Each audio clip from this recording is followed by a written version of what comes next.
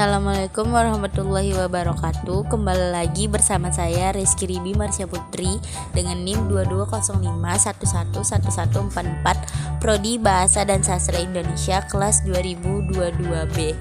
Di video kali ini saya akan membahas tentang mata kuliah teori sastra dan teori selanjutnya itu teori kebutuhan Maslow.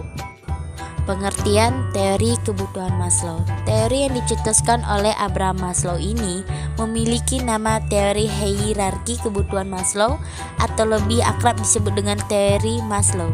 Teori hierarki kebutuhan yang dicetuskan oleh Abraham Maslow ini merangsang adanya pengaruh yang sangat besar pada kehidupan manusia dalam memenuhi kebutuhan mereka sehari-hari.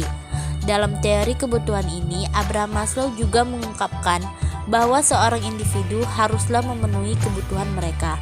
Abraham Maslow membagi kebutuhan tersebut dibagi dalam 5 tingkatan dengan urutannya masing-masing. Adanya tingkatan kebutuhan tersebut mengharuskan individu memenuhi kebutuhan mereka mulai dari tingkatan terdasar. Selanjutnya ada pembagian hierarki kebutuhan Maslow.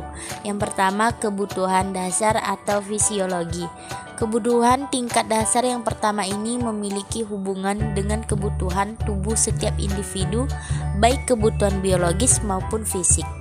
Kebutuhan yang sangat mendasar ini haruslah terlebih dahulu terpenuhi agar manusia dapat bertahan hidup dan melangkah ke tingkat kebutuhan selanjutnya. Kedua, kebutuhan akan rasa aman. Kebutuhan tingkat dasar yang kedua adalah kebutuhan untuk senantiasa merasa aman. Seorang individu dapat melangkah ke tingkat kebutuhan selanjutnya apabila sudah berhasil memenuhi kebutuhan pada tingkat pertama. Abraham Maslow menjelaskan bahwa kebutuhan akan rasa aman ini meliputi rasa aman secara fisik maupun emosional. Yang ketiga, kebutuhan sosial, rasa cinta, kasih sayang, serta hak kepemilikan.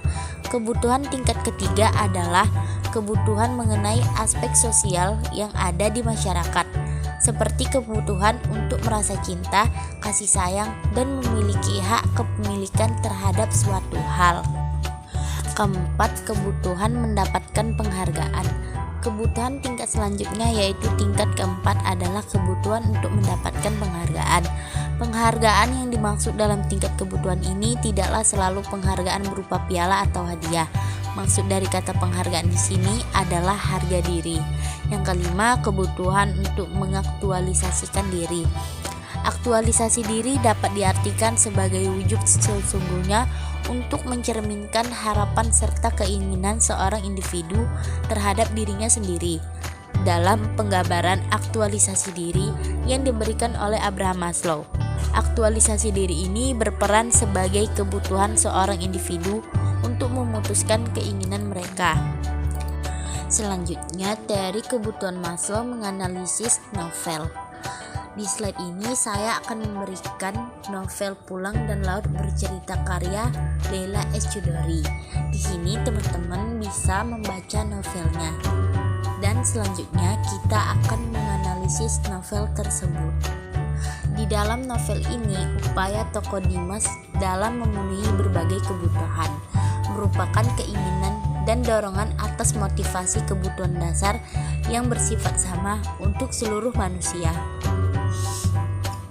Asumsi ini berdasarkan pada teori psikologi humanistik Abraham H. Maslow bahwa manusia didasari oleh kerangka-kerangka kebutuhan.